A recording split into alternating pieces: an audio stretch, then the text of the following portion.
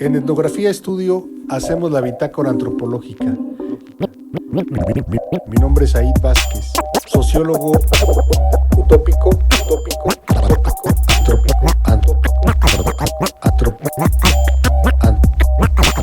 antropólogo ¿Qué tal? indecente. Bienvenidos y bienvenidas a la bitácora antropológica, episodio 24, temporada 4. Pues este es el cierre de la temporada.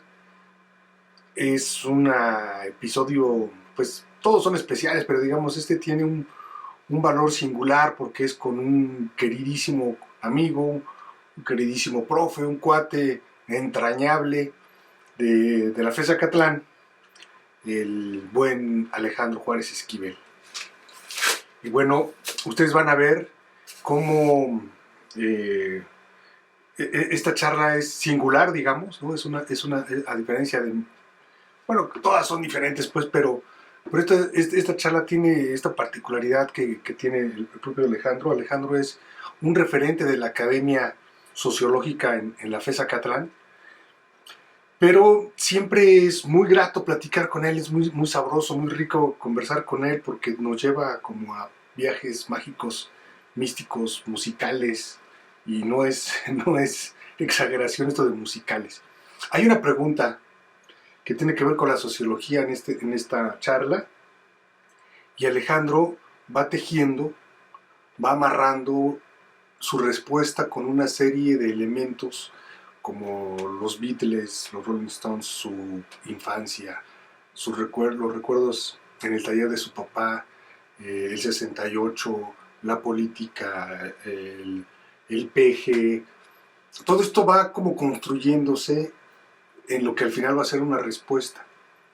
Yo les invito a que vean, digamos, toda la entrevista y encuentren al final de la misma esta respuesta no solo a la pregunta inicial, sino también a lo que él considera que es la sociología.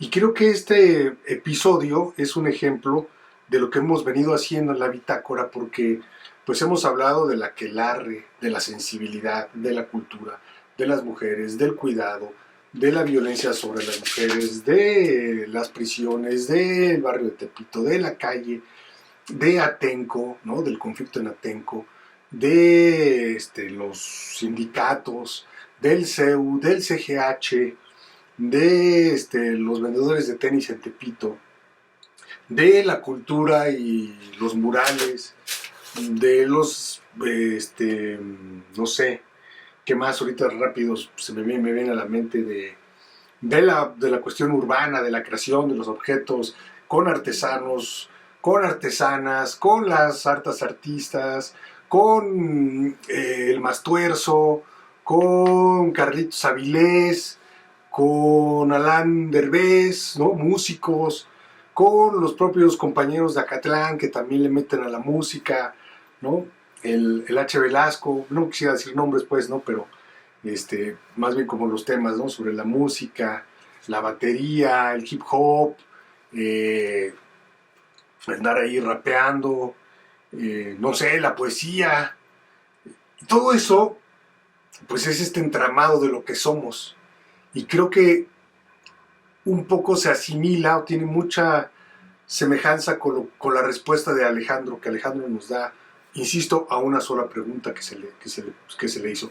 Hay ahí un dialoguito, pero básicamente es una pregunta y sobre esa pregunta se va tejiendo toda esta estructura que termina siendo una gran respuesta a muchísimas preguntas que podemos hacernos sobre la sociología.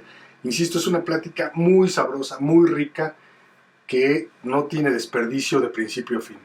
Gracias a todos los que han y a todas las que han participado en la bitácora antropológica, los que nos han escuchado. Creo que vamos a tener tiempo para hacer una quinta y entonces algunos podremos participar de una manera diferente en la bitácora, no solamente como escuchas. Gracias y hasta la próxima. Ahí se ven. ¿Qué tal? ¿Cómo están? Este es el episodio número 24 de la bitácora antropológica. Y pues como para cerrar con broche de oro, estoy con uno de los profesores más entrañables y yo creo que representativos de la sociología en Acatlán. Él es Alejandro Juárez. Alex, ¿cómo estás? Buena tarde, noche de abril, muchacho. ¿Cómo estás también? Buena tarde, noche de abril. Como ustedes ven, vamos a tener una charla. Los que lo conocen van a ver, es una charla súper chingona que vamos a tener con el Alex. Y los que no lo conocen, Me debe lana, sí. le debo lana. Por eso estamos medio pagando aquí con este rollo. Está pagando su karma. Van a ver por qué escogimos platicar con Alex en este final de temporada. Alex, ¿por qué estudiaste sociología, cabrón? Por accidente. A ver, cuéntanos. Yo, desde niño, una vez me cayó un diccionario de Larousse que compraba, mi papá compraba el diccionario Larousse y le daban de regalo 3 textos especializados del diccionario de Larousse. Uno era de psicología, otro era de ortografía y uno tercero, muchachón, era de cine. Órale. Entonces, una de las peculiaridades de formación perceptual tiene que ver con mi infancia. Mi papá arreglaba radio y televisión y tocadiscos y tenía un taller personal. Entonces la peculiaridad es que en los años 60 la casa, el trabajo, Era un mi solo lugar de recreo, mi pupitre para hacer tareas, era el banco del taller donde estaba mi papá, porque estábamos ayudándolo, dizque, cuidando el taller mientras se iba, y me crié al interior del taller de mi papá. Entonces has de saber de que los medios que ahora llamamos de comunicación y que nosotros llamábamos instrumentos para arreglar, la radio, los tocadiscos, la televisión, estaban encendidos todo el día. Alguna vez vi uno de esos talleres. Sí. Y una de las peculiaridades es que de niño absorbes de forma inconsciente todo lo que está en tu derredor. Y uno de los, para no irme a otras, de hecho, sí influyen en mi vida presente y madura. Yo no puedo vivir sin música, ¿sí? Es decir, el radio para mí es una compañía permanente, ¿sí? Ya sea para noticias y ya sea para música. ¿Qué escuchaba tu jefe, cabrón? ¿En tu casa qué escuchaban? Boleros. Años 60. Nosotros somos el entorno de la radio. La radio es nuestra escenografía auditiva, nuestro soporte auditivo, el lugar en donde enfrentamos nuestras desdichas y nuestra felicidad, está dándonos vuelta en forma de música. En los años 60, mi padre, nacido en los 20, cuando yo recuerdo, nací en el 59, entonces mi infancia son 60. Y en los años 60 existía mucha reproducción de tocadiscos. Y era una condición de la herencia de los 50, la Sonora Matancera, estaba la Santanera en su pleno apogeo, estaba Bienvenido a Garanda, es decir, toda la música afroantillana y cubana de aquel tiempo estaban los tríos. Es como música del barrio de ese entonces, de lo que se escuchaba. Es la Ciudad de México.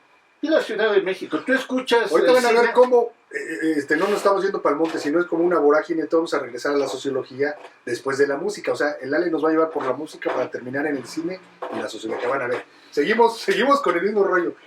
La Sonora Santanera, todo este rollo tropical, nos decías, Alex. Yo, perdón por la interrupción. No. De hecho, yo creo que la cultura son oleajes perceptuales. Es decir, son oleajes de sonidos. Y se van y se vienen. De hecho, yo creo que la radio y la música, en términos de su emisión, son oleajes que te bañan y tú nadas sobre ellos, ¿sí? Los fantasmas que nos rodean vienen del cine, ¿sí? Uno se hace cinéfilo en la medida en que ya no piensa en ideas, sino piensa en imágenes. ¿Sí? ¿Y con la música te lleva ideas? La música ¿O a... es emoción, y la emoción se hace imagen, y la imagen se hace narración. Yo, por ejemplo, hablando con los muchachos cuando estamos viendo géneros musicales de Latinoamérica, les cuento que cada uno de los géneros musicales tiene que ver con la historia personal, bueno, la historia colectiva de cada pueblo, ¿sí? El blues, el country, el rock, su tradición protestante, sus momentos de desdicha, ¿sí? La depresión, los cantos de blues, ¿sí? La opresión de los la opresión, la narración rancherita a la manera norteamericana de la música country, ¿sí? De hecho, no sé, estoy hablando muy chilango, pero creo que los gringos escuchan mucha música mexicana y nosotros escuchamos mucha música gringa. De hecho, cuando estaba yo leyendo El laberinto de la soledad, la confrontación de México con el mundo es México con Estados Unidos. Es un texto. Pues es el espejo en el que nos reflejamos, ¿no, Alex? Pero bueno, regresando un poco a la música, ¿cuándo te conviertes en rock and rollero, cabrón? Porque estabas oyendo ahí boleros y ahí... De forma natural, no. La cosa es de que, ¿cómo te diré? ¿Cuándo se volvió popular el rock and roll? Si el popular era... A ver, es que fue la transición. Es la música de los adultos, que a mí me gustó mucho, porque has de saber que en el Distrito Federal somos muy buena audiencia y tenemos muy buenos músicos y tenemos referencia, aún con la televisión comercial, fue la que creó Patria Auditiva. Patria ¿Sí? Vinieron los años 60. Te lo pregunto por lo del espejo de los gringos, porque ese es ya como la... Sí, de hecho, todavía en los años 60, educado por mayores, cuando me llegó la música de los Beatles, venía precedida de adjetivos como esos pinches greñudos. Deberían de cortarles el pelo. Pero sin embargo era una música, era un ritmo, era una evocación que sin demeritar la música de los 60, ¿sí? Eran mucho más serios, ¿sí? Mucho más protocolarios, ¿sí? Hasta para sacar a bailar a las chavas tenías tú que ir a caminar a donde estaban sentadas en las fiestas y le pedías chance de bailar. En los años 60 es más bien un recreo, ¿sí? En donde de repente te levantas y empiezas a bailar solo y ya de repente hay como 10 bailando. Es decir, es una espontaneidad que se contrasta entre el ritual rural capitalino, ¿sí? Y la explosión de los años 60. Yo lo que recuerdo de niño era escuchar la música ya cuando estaba apagada la luz, con mis hermanos atentos, escuchando de una manera asombrada, y yo también entré por ahí, un día en la vida de los Beatles. Lo primero que viste fueron los Beatles de rock and Pero roll. es el recuerdo más claro. No los Rolling, los Beatles. Los Beatles, no. Los Rolling Stones tenían la peculiaridad de que siempre se oía a mediodía. Los Rolling, en mi caso, era cuando pasaban en radio 590, la Pantera, pasaban la parte confrontativa, más maciza, digamos. la parte que estaba mucho con los movimientos sociales de la época. Queremos revolución y la queremos ahora. ¿sí? Los Beatles eran más bien un tipo de música, sí, de vanguardia, pero muy amigable, ¿sí? De hecho, tenían la peculiaridad de ser muy agradables. Estaba escuchando que los Beatles tenían antes de ser un grupo, porque no solamente fue un grupo de rock, eran un espectáculo teatral, es decir, tocaban, hacían chistes, hacían representación, hacían mímica, chupaban, cotorreaban entre ellos, se ponían a bailar en el escenario. Eran más bien cercanos al burlesque que al de un grupo seco. Bueno, siguiendo con la música, años 50, 60, está la irrupción de los grupos juveniles y hay un ambiente muy peculiar que yo conocí en la Ciudad de México. La opresión de un gobierno represivo que fueron a partir de los años 64, 65, cuando llegó al poder Gustavo Díaz Ordaz. Súper autoritario, cabrón. Pero se escuchaba, se sentía en el ambiente de que los jóvenes estaban luchando por crear un mundo nuevo, aunque usted no lo crea. A mis 6, 7 añitos de edad, yo conocí un sentimiento generalizado en los 60s en el que se apostaba por un mundo mejor y te enseñaron mis hermanos, la gente un poquito de una generación más arriba, de que no tenías que ser desconfiado, de que tenías que creer en la humanidad, de que había que ser derechos con las personas. Recuerdo esa sensación de creencia humanitaria que para un niño es muy peculiar, son los años 60, y por el otro lado, nada más para decirte una anécdota. Durante el mes de septiembre de 1968, yo estaba jugando canicas con mi hermano en la cocina. Y de repente, mientras estábamos jugando, empezaron a saltar las canicas. ¿Los tanques? Salimos a la calle y estaban pasando tanquetas enfrente de mi casa. ¿Dónde vivías? Cuitláhuac, aquí atrásito. Yo nunca había escuchado el retumbar de los suelos como la oruga del tanque. Sí, pero eran... sí se sienten los camiones que de repente brincan. No, esta era una vibración constante, pero con una peculiaridad. Todos salimos, serían las 10, 11 de la noche. Empezaron a pasar tanquetas.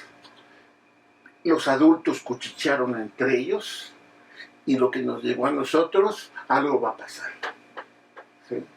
Es decir, experiencias de niño en donde acontecimientos irregulares pero únicos te van abriendo el espectro de la historia y que te dejan marcado. Te van constituyendo como sujeto. Te van constituyendo emocionalmente en términos de recuerdo. Ahí fue cuando tuve la conciencia de que la opresión no era un cuento, de que se expresaba en tanquetas que yo nunca había visto pasar en mi vida, ¿sí? Y que ya después bueno, nada más para decirte, 1968, un jueves en la noche, estaba ya en el taller de mi papá. Empezaron a llegar la gente adulta y empezaron a decir, fíjate, acaba de suceder. Yo recuerdo siseos. No hablaban derecho, todo se hablaba en voz baja. Aún estando entre cuates, aún estando en un lugar resguardado, todo se hablaba en susurro. Fíjate que acaba de... Y los metieron a bote y andan correteando a los demás. Yo no sabía ni de qué estaban hablando. Pero a partir de ahí cambió mi vida. Y cambió, yo creo que la vida de muchos de los habitantes del Distrito Federal.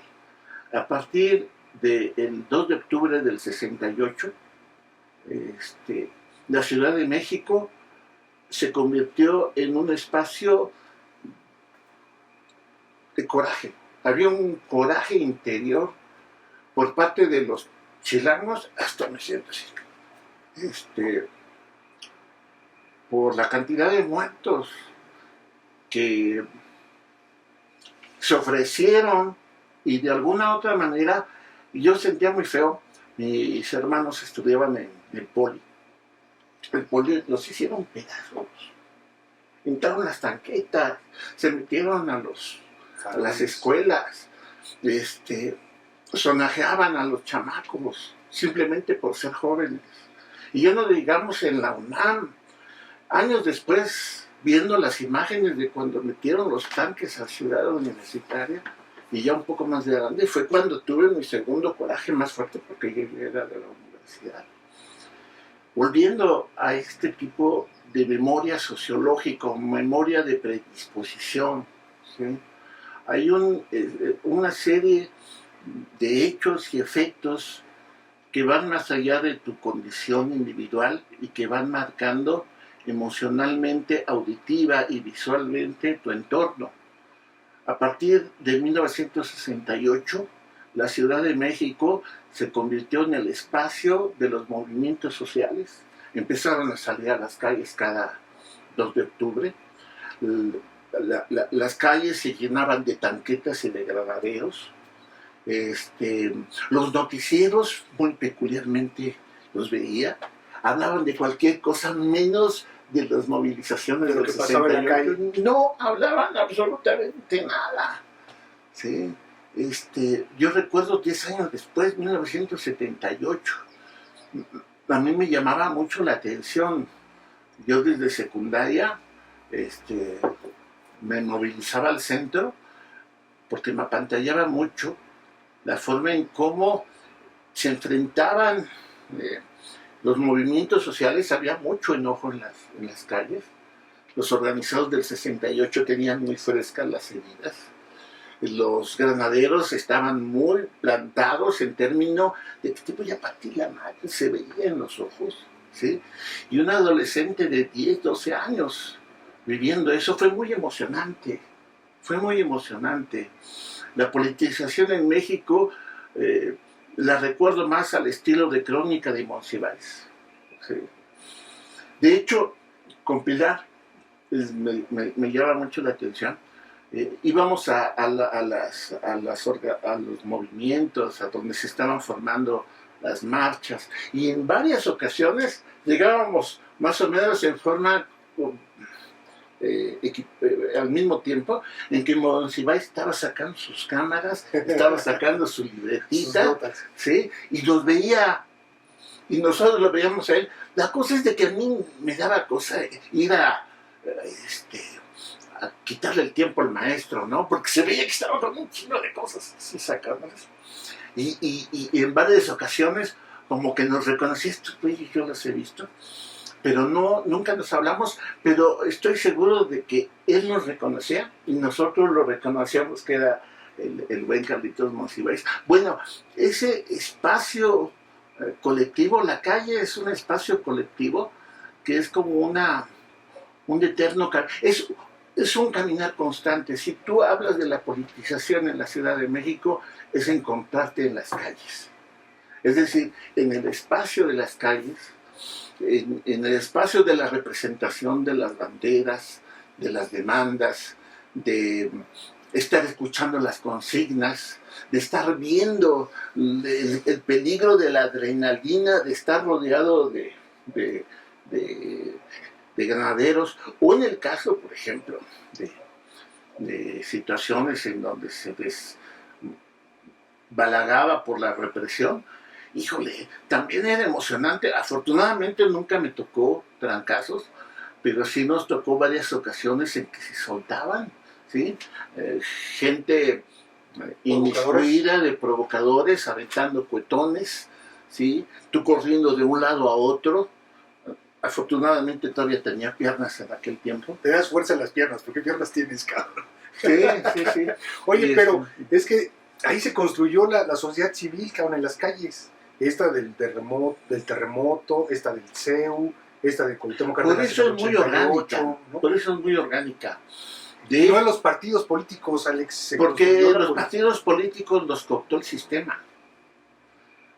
Hace muchos años, cuando se formó el IFE, una llamada de atención así muy inmediata, que la tengo muy fresca, es que dijeron, ¿cuánta lana le están dando a los partidos? Millonadas, güey, en publicidad, que para que pusieran sus muebles, para que tuvieran para sus oficinas. Es una forma de cooptar a los partidos, ¿sí? Y los pinches partidos dejaron de hacer política porque estaban vendidos al sistema.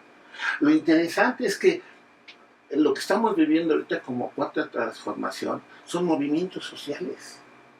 Son movimientos de mujeres, movimientos urbanos, movimientos campesinos, movimientos de defensa de la tierra, ecologistas.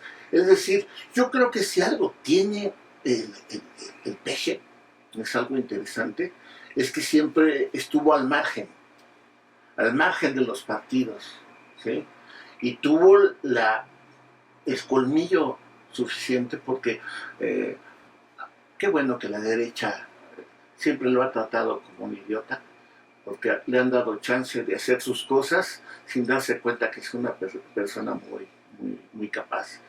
Se dio cuenta que había un pendular de movimientos y en el momento adecuado formó el partido Morena, en el momento adecuado con una crisis que coincidió a nivel mundial, la venida de Donald Trump, la crisis que se estaba aventando, ya estaba la Tercera Guerra Mundial contra China, y después la pandemia. Ahí se metió. Y en ese momento de que se desinstitucionalizó la vida pública, económica y social, no solamente en México, sino a nivel mundial, el PG tuvo el suficiente cuidado y autoridad política y paciencia.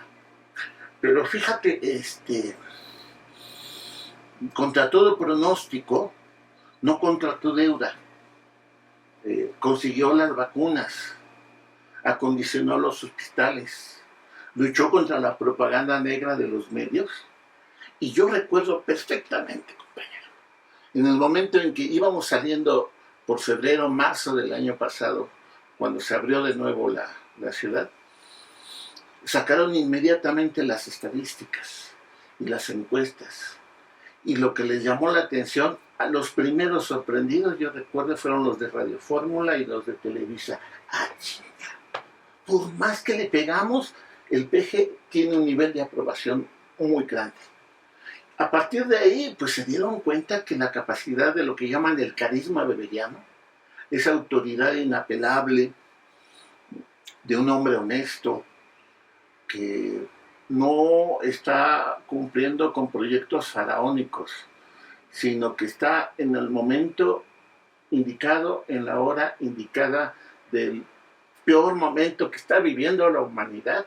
Tenemos timón, es lo que les digo a los compañeros cuando estamos dando clases. Una de las peculiaridades que tuvo como ejercicio de gobierno Manuel López Obrador es que logró asentar el barco, que es el país, y con una tormentota, ¿sí?, casi sin gasolina, con un equipo recientemente inaugurado, ¿sí?, y con unas bases que apenas estaban organizando, logró sacar el barco, ¿sí? Es lo que me llama a mí la atención, de que el último periodo de la vida del país es que tenemos un líder que, para bien o para mal, ha logrado sacar de un periodo tormentoso ese barco gigantesco que para los otros les quedaron muy grandes, ¿sí? Yo recuerdo nada más, ponte tú en el lugar de la docencia, de estar hablando con los chavos y ellos te preguntan ¿qué ha sucedido? Pregúntense ustedes, más o menos, tomen conciencia de dónde vienen. Les tocó a Vicente Fox de presidente, y después a Calderón de presidente, y después Enrique Peña Nieto de presidente. Son 18 años de vida en el basurero. Ah, pero también nosotros venimos de Díaz Ordaz. Sí, pero en términos de generación. En términos de generación, y con una tercera guerra mundial en curso, ¿sí? Con Trump, que casi nos invade, Desatado, el cabrón. y con un Biden que nunca ha logrado estabilizar Estados Unidos, que está casi al borde de la guerra civil. Así es. Son tiempos interesantísimos, compañeros, son tiempos muy emocionantes. Yo lo que te puedo decir es que las ciencias sociales van a tener una gran capacidad de producción, siendo solamente testimonios. Y ahorita hay una cosa, no solamente puedes tú estar contemplando. Las ciencias sociales de los 60 nos enseñaban a ser contemplativos y objetivos. El movimiento de juvenil de los 60 nos hizo que ni más, no puedes ser solamente contemplativo, tienes que sumergirte en el agua. Y yo creo que ahorita lo que estamos viviendo, más que Morena, que es un partido que apenas se está formando, sí hay mucha sociedad. Lo que sí te puedo decir es que, a diferencia del texto que escribió Cermeño de una sociedad derrotada en los 80s, ¿sí? Llena de anomia y de derrotas, ahorita lo que tenemos es una sociedad robusta, fuerte, joven y participativa. Es lo que dicen que es el obradorismo, no el morenismo. Yo lo que creo es que solo por fuera, ¿no, Alex? También yo la veo por fuera de Moreno, o sea, digamos, la propia oposición contra Andrés Manuel, pues, no contra Morena, también está en la sociedad civil, no está en los partidos. Las élites se quedaron volando. No son gente mala. Lo que pasa es que no tienen modo de sobrevivir sin dinero público, ¿sí? Se acostumbraron a vivir de dinero público, de hacer negocios entre privados y públicos, ¿sí? Entre darse mucha lana para echarse porras ellos mismos, ¿sí? Para comprar estructuras de representación, por ejemplo el IFE, en donde es un mundo construido a partir de dinero público. Todas las famosas, ¿cómo se llama? Este rollo de la sociedad civil y de las autónomas, estas asociaciones autónomas, pues eran más bien encargados temáticos para revisar los negocios de tal área pública, sí. Yo creo que hay que bajarle el dramatismo del enemigo a destruir. Yo creo que aún en México, con todo y las contradicciones y las malas ondas que estamos mucho mejor. Aquí no ha habido atentados a la vida de nadie. Aquí a lo más que llegan es a mentarse su madre, ¿sí? A vestirse de dinosaurio, ¿sí? o a ponerte el teléfono enfrente. Pero yo estoy pensando, ¿sí?, de que estamos viviendo un periodo que para el mes que entra va a ser muy emocionante.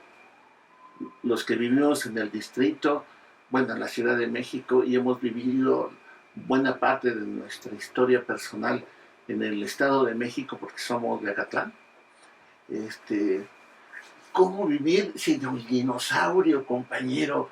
O sea, dentro de 2 meses no va a haber PRI en el Estado de México.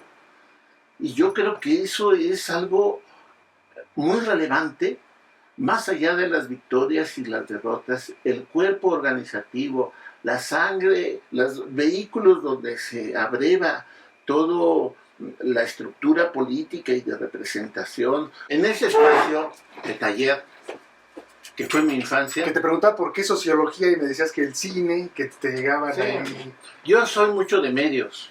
Y de medios en términos de experiencia inmediata. La música me llegó por los tocadiscos y las grabadoras. Ajá. Por los grandes... no había noticieros en la radio. Había pura música. Entonces todos los géneros musicales del Distrito Federal y de provincia te los mandaban por radio. Y la televisión era un compendio de producciones televisivas, de programas de concursos, uno que otro programa cómico y muchísimo cine. ¿sí? Y eso me marcó, o sea, yo el primero de los textos que logré comprar fue eh, un libro de Carlos Monsiváis, ¿cómo se llama? Por mi madre Bohemio, ¿sí?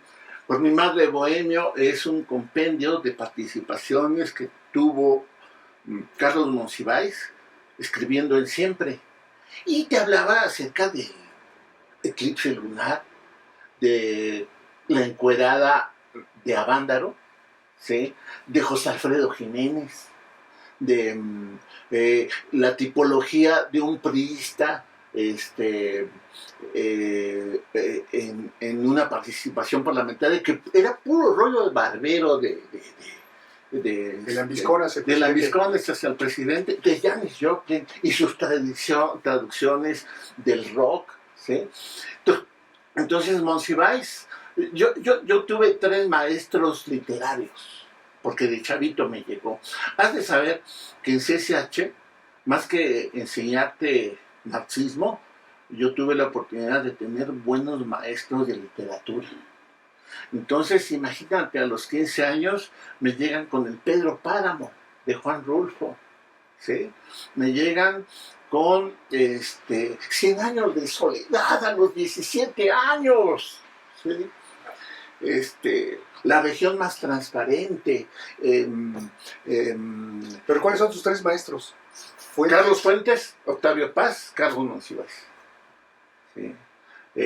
Había un programa en televisión que era La Hora de la Cineteca Márquez, Nacional. ¿no? Es que decía 100 años de soledad, ¿no? 100 años. 100 años de soledad, de Gabriel García Márquez. Ajá. Y El laberinto de la soledad. Del Paz. De Paz. Sí. Entonces, has de saber que de la literatura pasé al cine de forma automática. Había un programa de la Cineteca Nacional. Por cierto... ¿En la radio? No, en la televisión. Ah, cabrón. Y lo narraba Alejandro Aura. Hicieron una película sobre el barrio en México. Y pasaban imágenes del cine de ficheras, el cine popular de los 60, pero con un guión soportado por 100 años, por el laberinto de la soledad.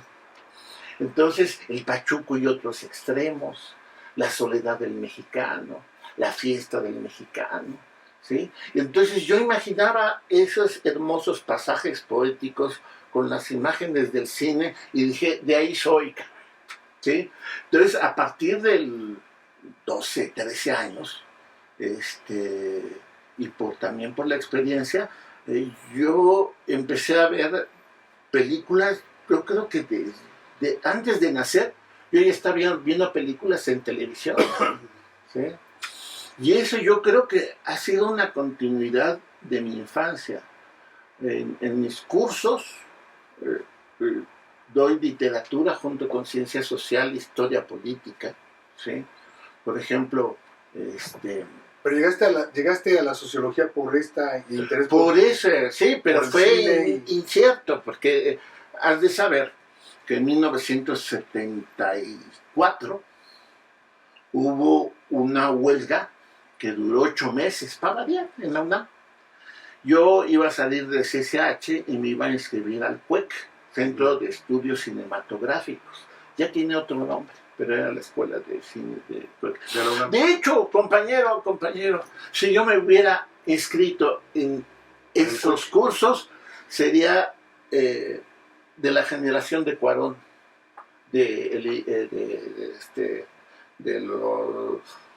del Chivo Lubevsky, ¿sí? De Alejandro González Iñárritu, de Guillermo del Toro. Soy de la generación, nada más que ellos sí son cineastas, güey, ¿sí? Y cuando pasaron la película de Roma y hacen la referencia a la Ciudad de México de los 70s, dije, no, es que en memoria este güey me robó la memoria de la ciudad, ¿sí? Él le gusta mucho Pink Floyd. Hay en varios de sus films referencias directas a las portadas de Pink Floyd. A ver, cuéntanos sus escenas, ¿te acuerdas? Sí, por ejemplo, em, Los hijos del hombre, una película filmada en Inglaterra que tiene la peculiaridad de tener como anécdota de que las mujeres han dejado de tener niños. El último joven que nació de una mujer acaba de morir y lo están pasando, ¿sí? Y de repente él sale de una cafetería y ¡pum!, revienta una bomba y se da cuenta de que está viviendo una utopía negra, ¿sí?, en donde se tiene que salvar a la humanidad volviendo a recobrar la esperanza, y la única forma de recobrar la esperanza es una sorpresa que tiene una mujer de origen africano o de origen exótico para los europeos, está preñada y él tiene que sacarla del lugar de la guerra para llevarla a un buen resguardo. De eso se trata la película. Entonces, en esa imagen apocalíptica del personaje, de repente se van acercando a la ciudad en donde está el servicio secreto que le va a informar de que lo andan persiguiendo porque su ex se metió de guerrillera, algo así. Y tiene la peculiaridad de que te vas acercando y dices, no manches, yo conozco esto. Es la fábrica de Animals, ¿sí?, donde están los cerdos volando. Es más, pasa un pinche cerdito volando. Sí. Sí.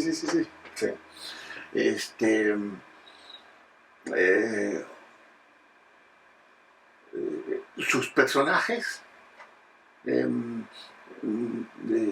tienen como referencia a la pintura del Guernica. Entonces, si tú de repente tienes el charolazo de salirte del flujo de imágenes y te quedas un momento contemplando la escenografía, dices, no manches, estoy dentro del cuadro del Guernica, ¿sí? Van saliendo de una balacera que está saliéndose el personaje, cubriendo a la chava, y de repente tú ves a una mujer en el piso teniendo a su hijo como la Piedad de Miguel Ángel. Y tú agarras y ves cómo está gritando que le ayude, y ¡pum!, te viene un flechazo y un flashazo. Fíjate, entre la flecha y el flash es algo muy interesante.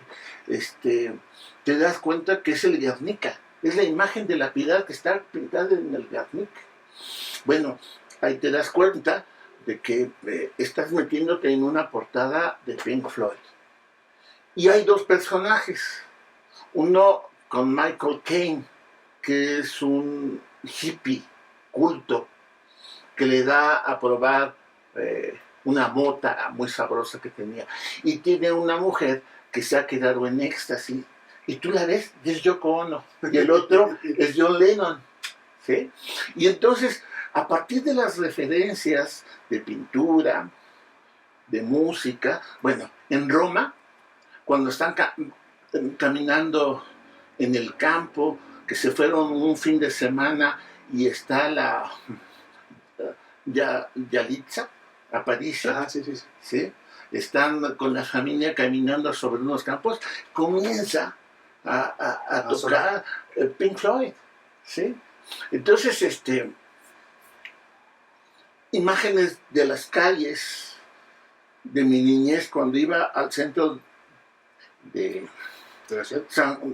San Juan de Letrán, eje central después, para ir a comprar refacciones, y los mismos focos, los carros viejos, los sonidos, los pájaros, el tipo de luz, ¿sí? Entonces yo lo que me he dado cuenta... O sea, sí recreó bien aquella época. Todas sus películas, el pinche Cuarón, lo que hace es recordar su niñez. Pero bien hecho, pues, o sea, bien... Escondido. La luz, dices, todo. La luz, el color, la sonoridad, bueno, Amores Perros. ¿Cómo dice? Porque esos son sensaciones, ¿sabes? Sí. ¿Cómo se llama el de sus ricos y deliciosos tamales Oaxaqueños. Ajá. oaxaqueños, y de repente tú escuchas que está el pinche Venga por sus ricos y deliciosos sí, tamales y oaxaqueños. con el perro, Ay, demonio. Gael con su perro corriendo en una camioneta, ¿sí? Mientras están pasando, el que está pasando fuera, y te están avisando de que hay tamales muy ricos oaxaqueños, ¿sí? Y de repente la ves en esa grandiosa configuración interclasista de conflictos, entre gente jodida con su perro, entre clase media y su amante, entre un guerrillero y su hija, ¿sí? Y te das cuenta de que el cine es memoria alterada, ¿sí? Es un tipo de memoria alterada de testimonios que convierte en sueños tus emociones, ¿sí? Tus emociones directas. Cuando te cae el 20 de que un artista ha logrado recrear tu experiencia vital en memoria colectiva, es algo muy emocionante. Para mí el arte, la música, el cine, la literatura, se integra a algo que es nuestra disciplina, es un saber especializado que brota después de la Revolución Francesa y que se oferta como asesor del poder para crear un orden mejor, es Saint-Simon, ¿sí? Pero a la larga te das cuenta de que son arquitectos de una escenografía que trata de ser modernista, ¿sí? Crear un castillo tecnológico donde vivan mejor las personas. Medio utópico, ¿no? Pues sí, pero, oye, pero ¿no es una crítica también a la modernidad, una parte de la sociología o en un periodo? El original es elite, es una elite de personas honestas e inteligentes que ofrecen sus servicios al nuevo amo, a Napoleón Bonaparte, para que le haga caso con un tipo de manual, ¿sí? Para reconstruir el mundo, ¿sí? Es decir, la sociología en un inicio es tratar de bajar, enfriar los ánimos, el periodo metafísico, y crear una sociedad positiva. Yo de lo que me di cuenta después, muchachón, es que es el proyecto de las tecnocracias. La técnica te hará libre, ¿sí? Pero ¿quién vigila a los técnicos? El desmadre, compañero, es que los técnicos se absorbieron la pretensión soberbia de que la ciencia es la verdad, y ni madres. La ciencia es una versión de la realidad, ¿sí? El lenguaje de la sociología es un lenguaje especializado y después lo quieren imponer como verdad colectiva. Nada más digo, ¿quién eligió a los científicos para imponer políticas públicas cuando nadie los eligió? ¿Quién eligió a los especialistas? No, pues ellos se eligen entre ellos. Pues por algo está, es como el IFE, el INE, ¿sí? En donde quieren que los consejeros electorales se elijan entre la misma bolita. Pues así se la pasaron 30 años. Yo creo que hay periodos de estabilidad de élites políticas y se crea lo que llamaba Gramsci un bloque histórico. Cierto tipo de dirigentes que desarrollan y potencian ideales a partir de cierto tipo de capacidades de gobierno en expansión, en un periodo en donde coincide a nivel nacional e internacional un periodo de estabilidad. Pero tarde que bien, tarde que mal, esto entra en crisis. Y hay periodos de crisis, a veces son muy violentos. Ahorita estamos en un periodo de crisis, Alex, o estamos... Crisis, y en el mejor sentido del término, es de mucha angustia, ¿sí? Todos los periodos de crisis son de mucha angustia. Las sociedades prefieren la estabilidad. Las élites son las que proponen el cambio. Pero se agotó. O sea, la sociedad es más conservadora que la élite. Siempre las sociedades son más, las comunidades son conservadoras. Las sociedades solamente en algunos aspectos, poquitos, son de vanguardia, pero la mayoría representan al sistema, ¿sí? La cosa es cuando se rompe lo que llama Pareto la circulación de las élites. No es que no es que no puedan, lo que pasa es que su creencia sobre la cual soportan su poder se desvanece.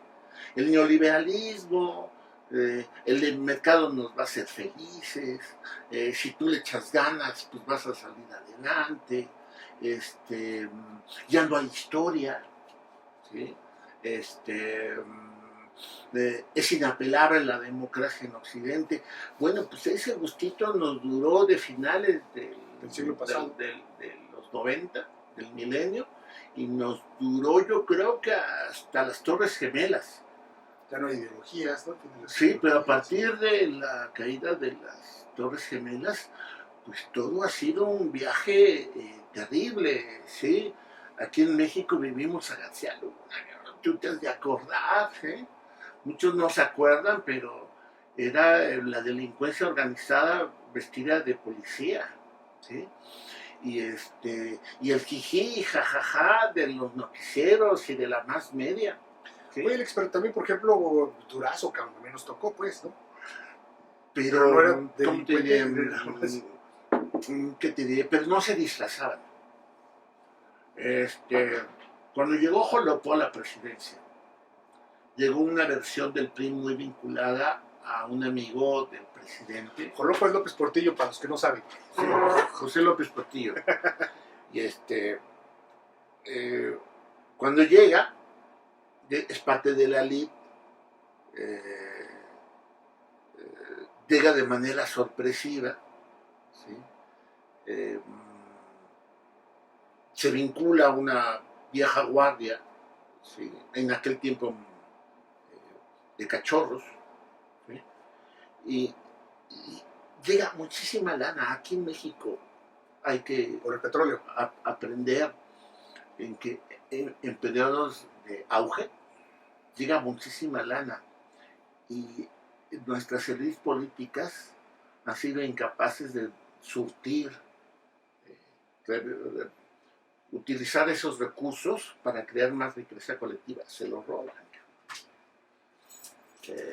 El dinero que llegó durante ese periodo aquí en México se lo llevaron los banqueros, nos devaluaron, dejaron hechos una desgracia al país y llegamos a un nivel en donde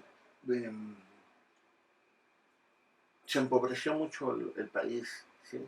Pero la bronca es que poquito después de José López Portillo llegó Miguel de la Madrid.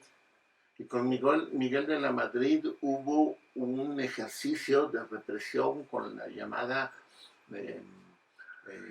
¿tecnocracia? No, iban contra la guerrilla 23 de septiembre, las guardias blancas que le llamaban. Gente del ejército, con el pretexto de luchar contra los secuestros, se aventaron lo que llaman la guerra sucia en México. Asesinaban. Pero eso fue después de Díaz Ordaz, No, duró 30 años. Miguel de la Madrid, dices. De López Portillo a Miguel de la Madrid. Ah, okay. Sí. Hubo muchas matanzas de campesinos. Fue lo de Aguas Blancas. ¿Sí? Lo de el barro de Aguas Blancas. Fue Salinas. Cedillo Salinas. Bueno, todo ese periodo hubo gente del ejército encargada de liquidar a la disidencia en forma violenta. Cualquier tipo de desacato que había en las cárceles, la orden es de no hay negociación y no hay reos, ¿sí? Acababan con todo. México ha sido muy violento, ¿sí? Yo lo que tengo de recuerdo de los ejercicios del poder priista es de que aparte de corruptos eran muy violentos, muy pasados de lanza, ¿sí? Hubo un momento en que perdieron tanta la credibilidad entre Salinas y Cedillo, se vaciaron de legitimidad, hubo una crisis económica, de valor en el peso. Yo recuerdo que mis padres estaban hasta acá de las deudas, ¿sí? Todas las personas estaban endeudadas, porque nos habían acostumbrado a un dólar barato y a un montón de consumo. Se vino la devaluación y todas las cuentas, ¡pum!, se elevaron muy fuerte. Llegó Cedillo, yo recuerdo que estaba en Acatlán, hubo una organización, me acuerdo, de gente que trajeron de la ONU, y recuerdo que los fuimos a dejar a un hotel que estaba sobre Reforma, y cuando veníamos de regreso, nos cercaron unos carros, ¿sí? Se bajaron unos tipos, sacando la Fusca, nos dijeron, ¿ustedes quiénes son? ¿A quiénes representan? Somos maestros de la UNAM de Relaciones Exteriores, y armamos una mesa y entonces le trajimos a este representante. No lo vuelvan a hacer, los estamos observando. O sea, no había ni siquiera la posibilidad de traer gente externa para que hablara de México. Para platicar o discutir sobre... Bueno, ese tipo de... Bueno, en Acatlán, ahorita es una caja de resonancia. En los años 80, parte de los 90, la venta de drogas se hacía al interior de los cubículos del edificio 8, del 5 y del 6, ¿sí? Que apostaban ahí los vendedores, y llegabas tú y comprabas tu sobrecito, ¿sí? Y llegaron en alguna ocasión a entrar con las autoridades, a decirles que les dieran chance, que ellos daban una lana y que mantenían protección al interior y afuera de Acatlán. Entonces, lo que te trato de decir es que la experiencia, primero en términos de vocación, uno propone y el destino dispone. Lo que sí es que uno no crea poco, y más bien recrea lo que la vida te ha dado en otros medios, ¿sí? Y me he dado cuenta que la parte, en términos de lo que a mí me tocó, de lo que es la docencia, no es de que sepas más, sino de que pongas al alcance de los chamacos lo que tú crees que es valioso, ¿sí? Los muchachos aprenden y saben a veces mucho más que tú, nada más que no tienen el grado tecnocrático de la licenciatura, maestría o doctorado, ¿sí? Y en la medida en que se recree la vida al interior de los salones, y de que eso se expanda en su vida personal, creándole sentido. Yo creo que la cultura, la política, la educación es la creación de sentido individual y colectivo. Lo mejor que puedes hacer en términos de tu pequeña porción de realidad y de compromiso que tienes es ser intermediador para poder ofrecer y que tengan al alcance lo que para ti te costó trabajo escuchar o te llegó de sorpresa, pero sin embargo tú consideras valioso, ¿sí?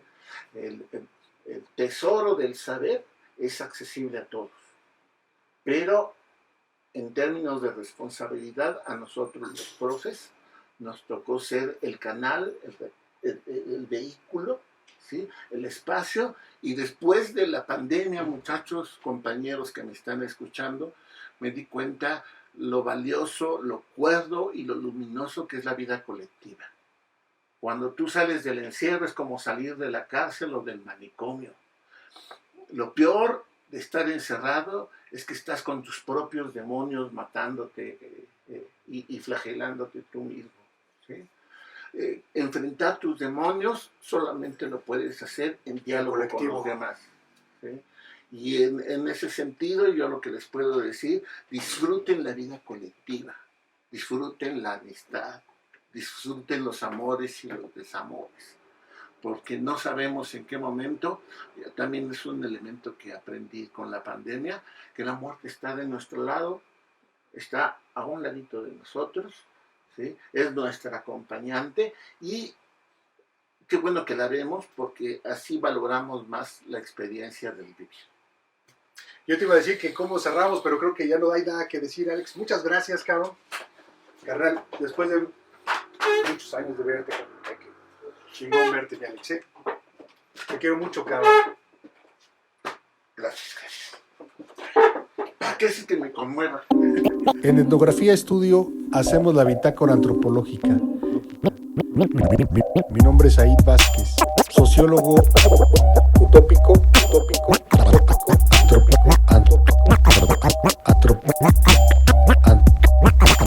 antropólogo indecente.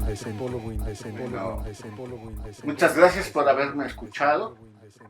Los invito a tener la experiencia de la intimidad grabada en estos formatos. Un programa que coordina, dirige, edita, y él es el único responsable, que se llama Bitácora Antropológica, con mi amigo Said Vázquez, ¿sí? A partir del martes a las 9 de la mañana, ustedes nos van a poder conectar mañana, tarde y noche, al derecho y al revés, editado o completo.